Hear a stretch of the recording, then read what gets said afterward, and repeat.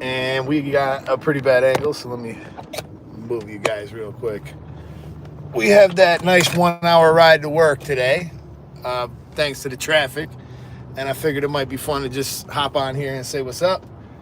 Your boy has been busy, guys. I've been super busy doing all kind of stuff.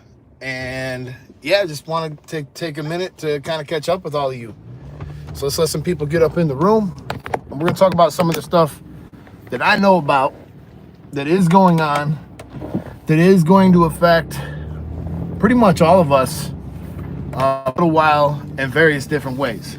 So I haven't went live in a while. I got to be honest, guys. It feels like YouTube is just, I don't want to say unimportant, but it kind of feels that way a little bit. What up, Brandon? Just, you post videos and it's kind of like, sometimes they do good. The measuring stick is changing too much for me to really give a fuck anymore. And I'm just going to keep making videos that I like to make, and I got another one coming. My members you guys already got access to it. But today I just wanted to talk about the tariffs and everything that I know and understand that's going on. So if you guys look into this, you guys are going to be really surprised if you see like all of the little things that are actually happening behind the scenes. That's going to be too shaky. I'm going to just hold it. So all the little things that are happening behind the scenes that are going to affect the barbering industry. Right now, if you need a clipper, if you need a trimmer, if you need pretty much anything, the majority of these things are made in China. That's not limited to Stylecraft. It's also Wall. The Vapor is made in China. Many of the Andis products are made in China. Everything from Babeless is also made in China. And with the tariffs being at 240% or so, it's kind of hard. Like, this is like literally changing minute by minute. But essentially, many companies are starting to move production out of China. But in the meantime, there's definitely going to be some bumps along the way. So, what up, Angel? Appreciate you guys all jumping in here. So, one of the things that is going to happen for sure is there's going to be a markup on many of your favorite brands. So, if you guys are even buying these from jobbers, the people who drive around in vans and everything else, if they're selling off their inventory cheap, it's usually because they were able to get a resupply of that inventory. But now those inventories are not going to be resupplied that fast. And you have another factor happening.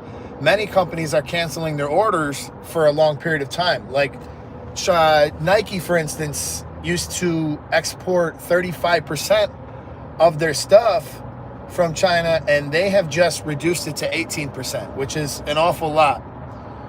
I don't even know how to say that name. Oscar, appreciate you. Maybe it's Oscar. Oscar, I'm saying it right? I appreciate you jumping in.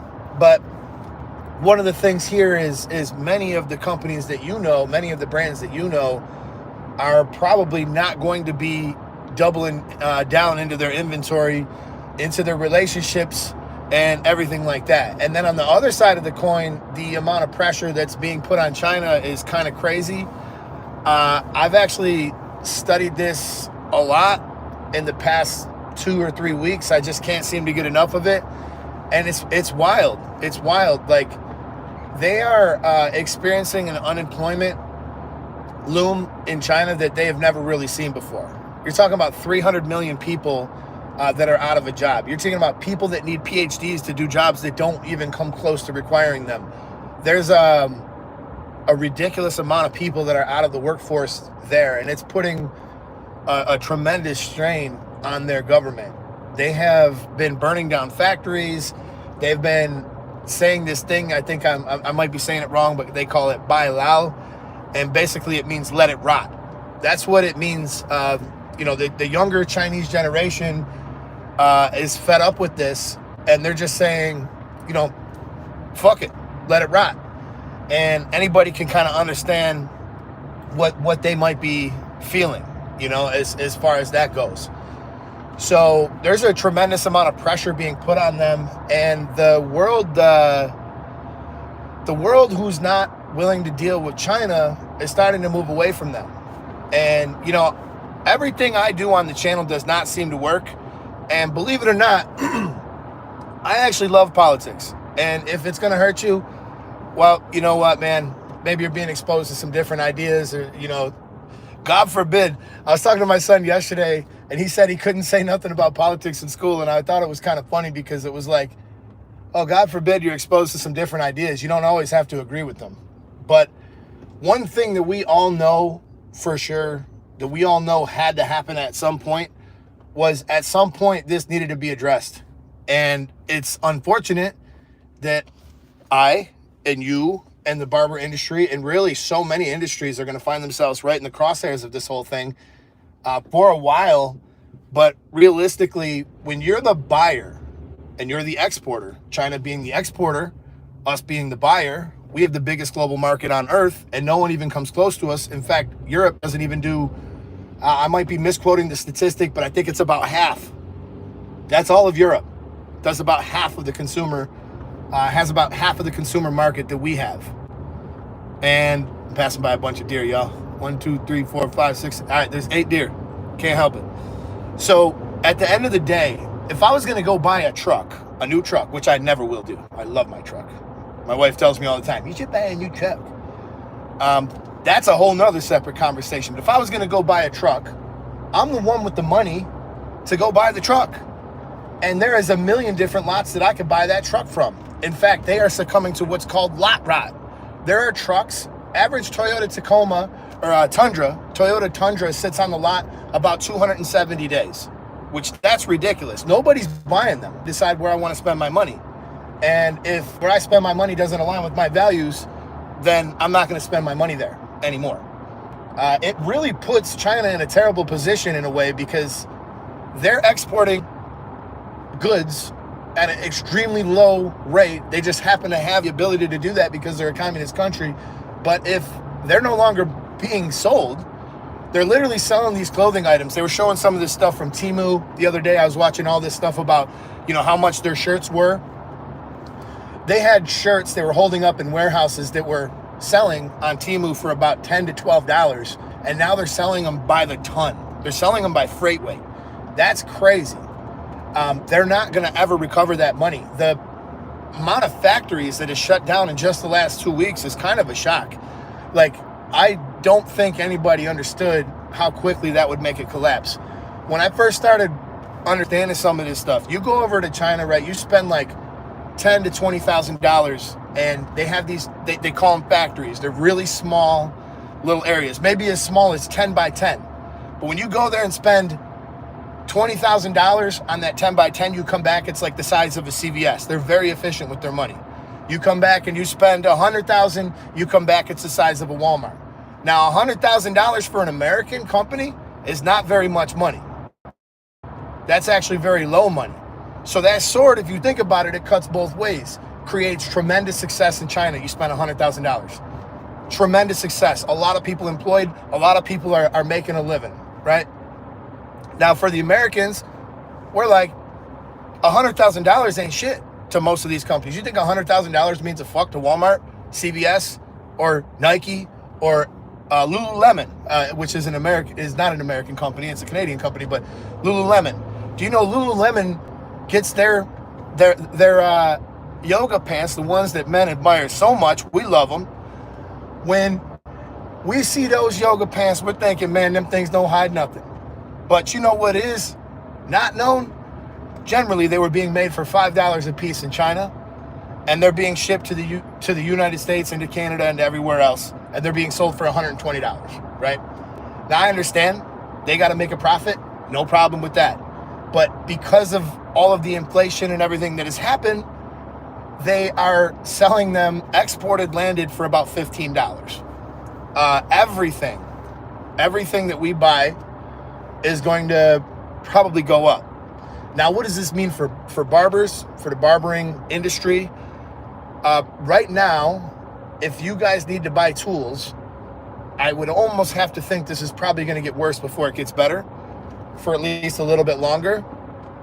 So if you guys were going to buy some type of tool, if you have something that's kind of wearing out, two things are going to start to happen. One thing, inventory is going to run out. And that's pretty much across the board with a lot of different companies. Even if we do see some companies set up manufacturing in the United States, they're still going to run out of inventory because there's going to be a lull before that is able to happen. I mean, think about all the stuff you would have to do to put production back into the United States. There's not factories like there used to be in the 70s before it all got shipped off to China. There's nothing. So they're going to have to build some of these things from the ground up. And to do that, that's going to take time. That's employees, that's permitting, that's a lot of bullshit that they're going to have to go through before they start getting some tools off the ground.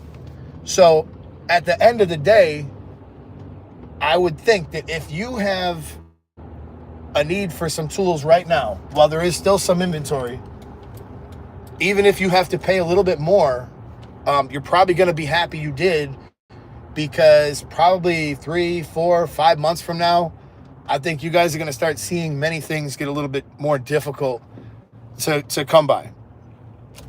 Now, check this out here. You guys see this? This is actually a weight vest. I've been wearing this. I got a client. He created these weight vests. I've been wearing these every day. Both working out and then just like even cutting hair. I've been wearing it because it just kind of shreds some of the weight off you, and just giving it a try. So yeah, when it comes to Wall and Andis actually do have some factories set up in the United States, and they do production in the United States. However, the new Wall Vapor was probably their first, if not, it might not be their first, don't quote me. But the Wall Vapor was the first one I was aware of that they did ship to China, which is how they were able to sell it for $180. And I actually have a video coming up about the Wall Vapor, and the title is, Sterling, Illinois. Sterling, Illinois. So I have a video coming up about the Wall Vapor, and I'm just going to say my initial impressions, I was wrong.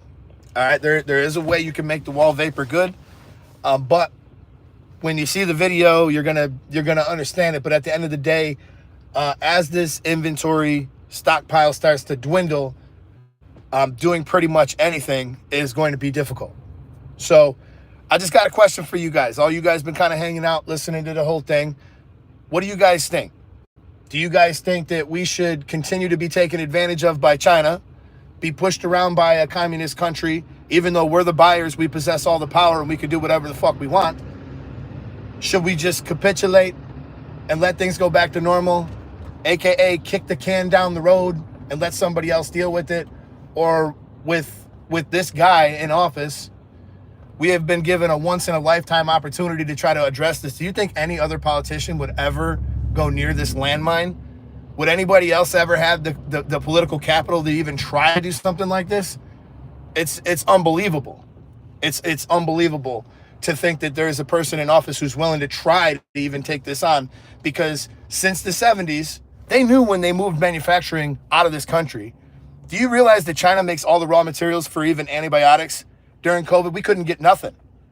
They held masks back. They put I'm not even gonna go all the way down the road, but let's just say they did a lot wrong, and it caused a lot of people to die, and a lot of things have happened, and they've not paid a single penny towards it. And should we just go back and say, okay, China's got the nerve to tariff us after all of that, an additional 30%, and that's when Trump raises it to 240%. He said if there was any retaliatory, and then on top of that, making deals with China for other countries is going to become an issue for them when they come to deal with us.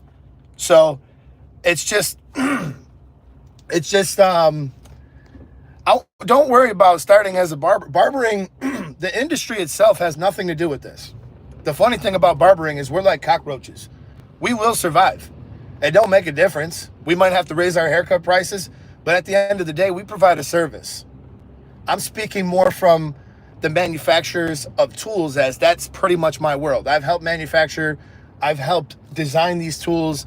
I've seen this whole process from the ground up, and I have a pretty good understanding of how everything works. So at the end of the day, wouldn't it be nice if we got to a zero trade with everybody? In fact, the thing that I was reading this morning was the most likely place for manufacturing to move to, because I'm almost wondering if it's ever going to recover in China. Like under Trump right now for the next 4 years, unless China was to come and say, all right, you know what? Let's make a deal, which they might. I almost feel like China's so used to having so much control that they're not going to capitulate. But maybe I'm wrong. Maybe they do make a deal. Maybe they are in a terrible place economically. I've seen all these videos. I've seen the factories burning. I've seen the people unemployed. I've seen the people outside. A lot of stuff is escaping China that I don't think they wanted anything to ever escape from. They didn't want people to know about the things that were going on there. But at the end of the day, barbering as the service, it's not going anywhere. Mike Stout, he says, we cannot allow countries to charge us high tariffs and not reciprocate. Everybody knows this. Even a child is young, is 6 years old, could look at this and say, all right, if me and you are going to trade bubble gum, every time you trade it to me, you got to give me 50 cents.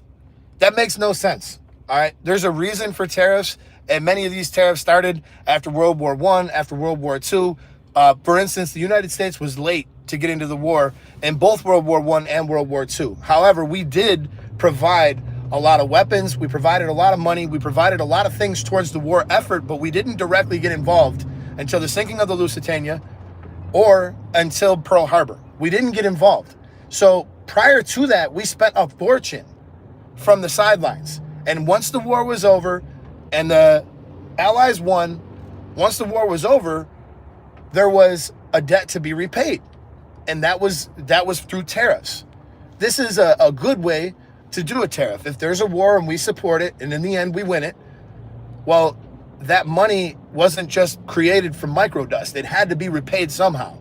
So that's a good way to use tariffs. I can't come up with a single solitary reason why trading with China, we should be paying tariffs as high as we are. When you think about it, it doesn't go to the citizens in China. It doesn't go to anywhere other than the Communist Chinese Party. And they're the ones who wind up benefiting from all of that. Angel Rivera says, I think we'd address this being at the barber schools and the barber board across the nation demand us to be sterile with our tools. So it's kind of medical. I don't think, I don't think that'll ever really happen. The problem with trying to, one thing that could potentially happen that would be really nice is if there was, say, like a federal barber license, right? That was good for all states. That would be pretty cool. However it was going to be, however it was going to happen, that would be pretty cool. But I don't think that'll ever happen either.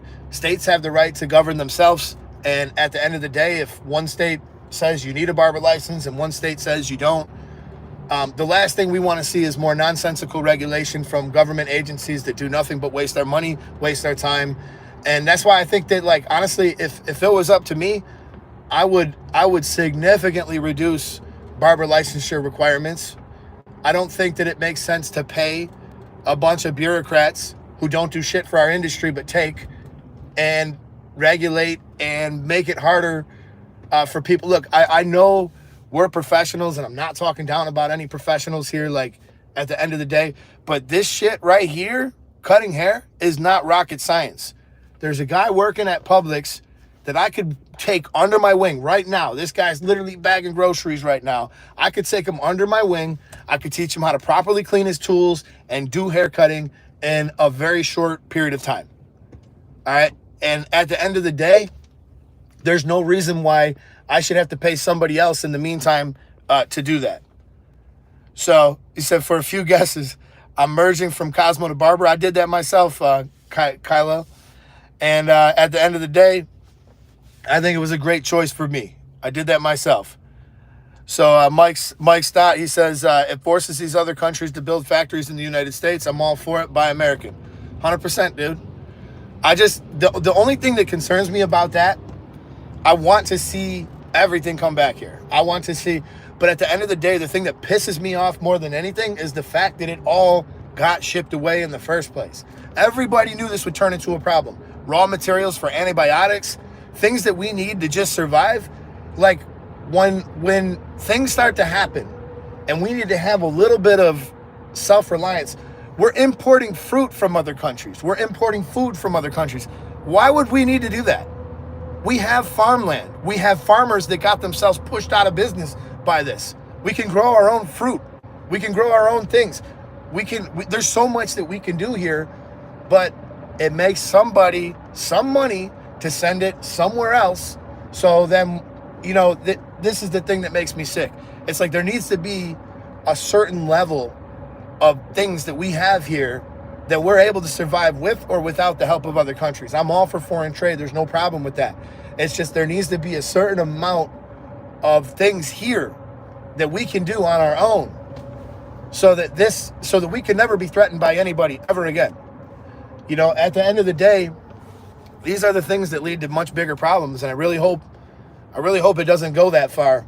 But there's a lot of things that are probably going to come of this. I mean, the Chinese are notorious for spying. They're notorious for espionage. They have things in space they shouldn't have. They're doing a lot of aggressive things, but they're kind of like snake-like, Neil says applying tariffs across the board is not the way to get equity. They are the biggest manufacturers in the world, and we are the biggest consumers. Mutual benefits for both. Yeah, I agree with you, man. We should not be tariffing each other. If we can do that and we can move on, I think nobody would have a problem with that. Not a single person in the world would have a problem with a zero trade. And then if it's like, hey, there needs to be a tariff paid. If it's 30%, we charge you 30%. The government gets their little hand in it, and the rest of us can exercise free trade. But at the end of the day, think about what's at stake. You can't buy your $3 Timo shirts. So the fuck what? In the United States, we don't care.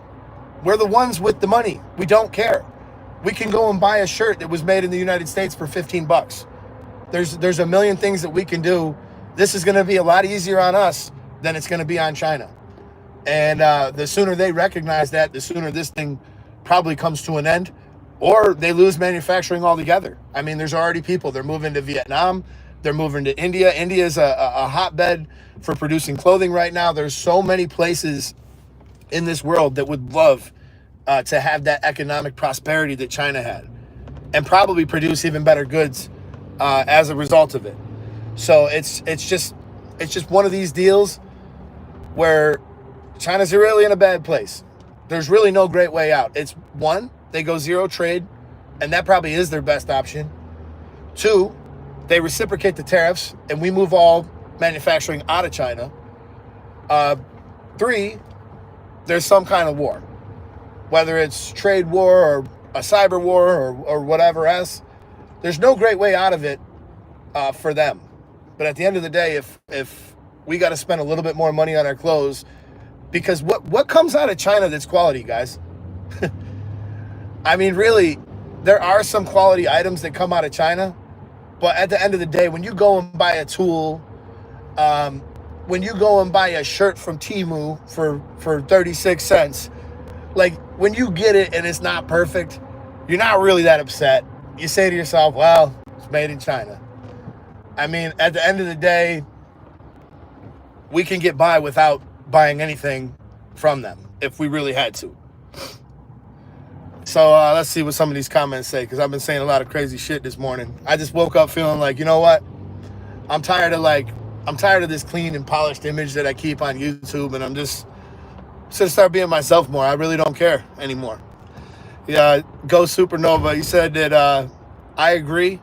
I don't think they can capitulate, but I think that we gave them way too much power over time due to the corporate greed. Now they're in a position of power. The answer isn't easy to discern. I agree, man. I agree. Manufacturing will never return to the U.S. on a mass scale because of the costs. What are we talking about here? Neil, I agree with you. I agree with you. There will be nothing easy about bringing our manufacturing back. But at the end of the day, I think it's almost a matter of survival that we are not dependent. It's one thing to get luxury items from other countries, but it's a whole nother thing to produce like raw material for antibiotics, all the medicine stuff that we need, enough food that if somebody could, how would you like it if we got a call the next day And they said, yeah, we're not sending food anymore. Well, guess what? Our farmers aren't producing enough anymore because they got pushed out. This is just the stuff that I'm talking about. How do you feel about capitalism? I love capitalism.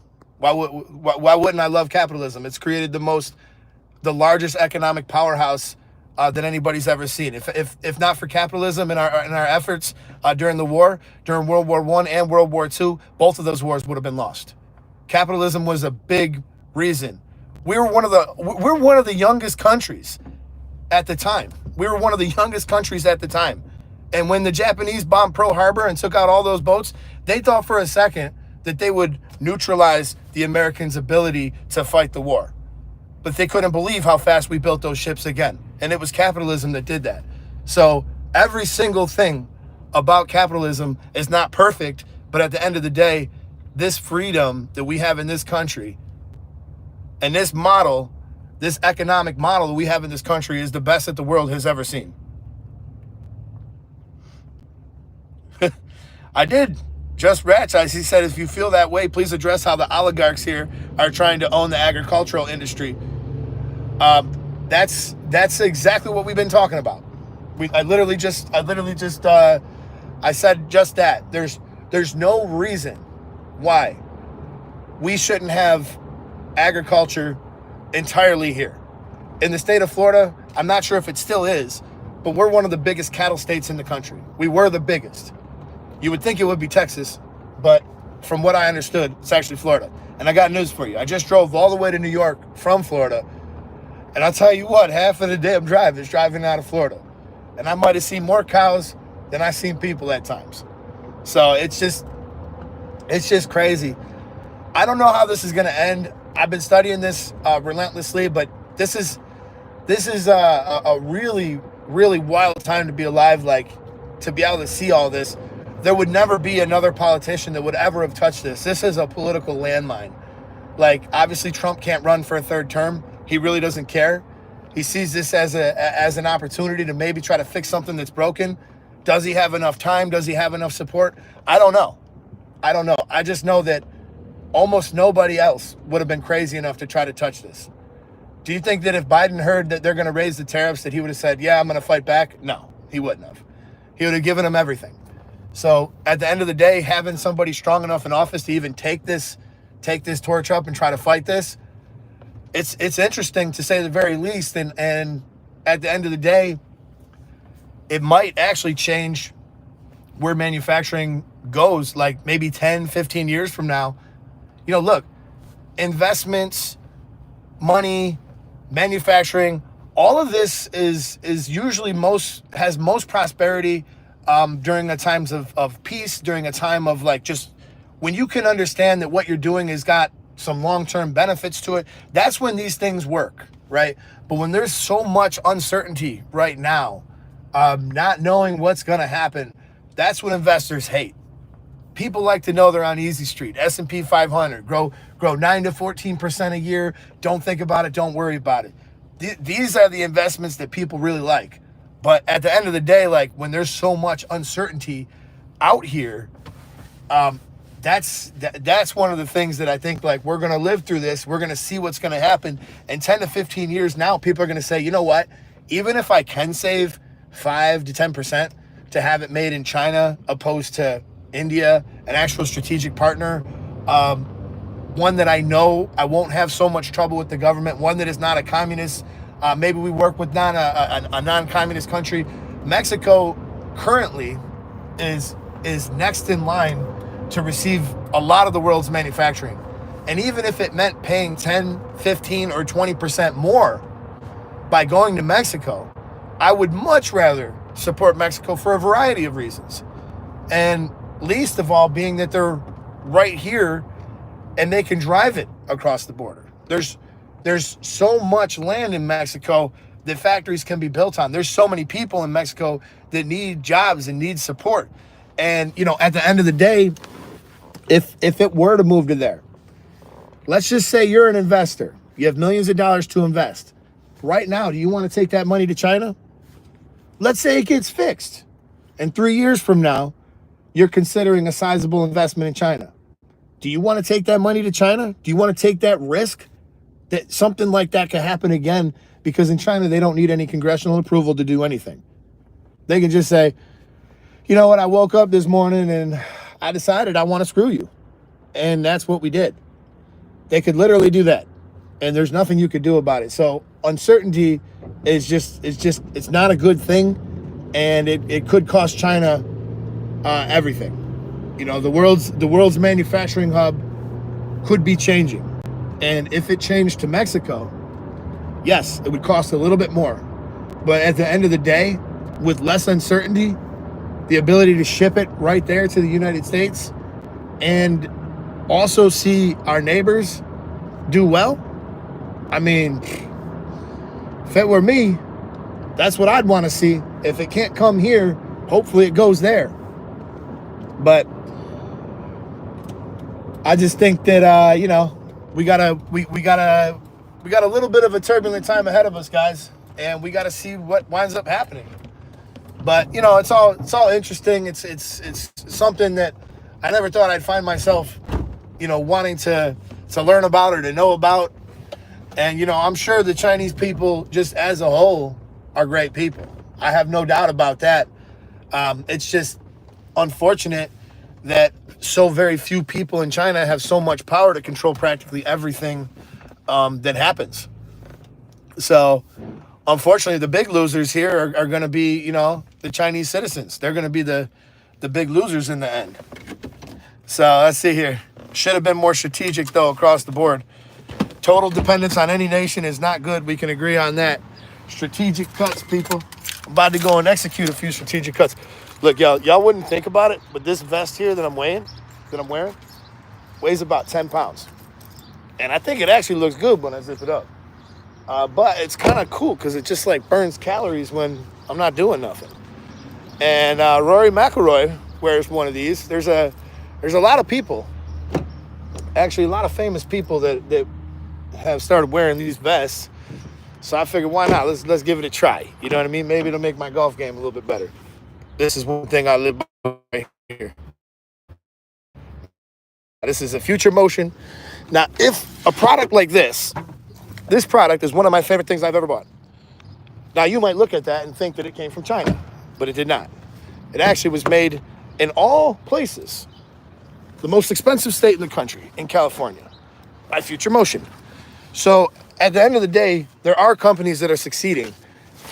Johnny B, another perfect example. Johnny B makes many of their products right there in California.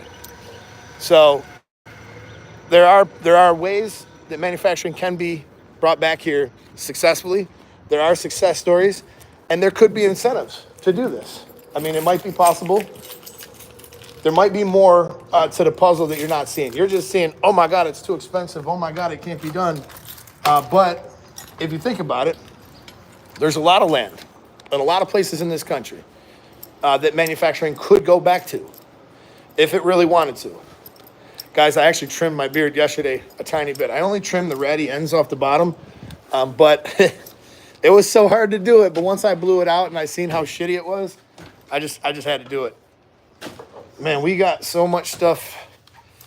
I am so far behind on reviews, it's not even funny.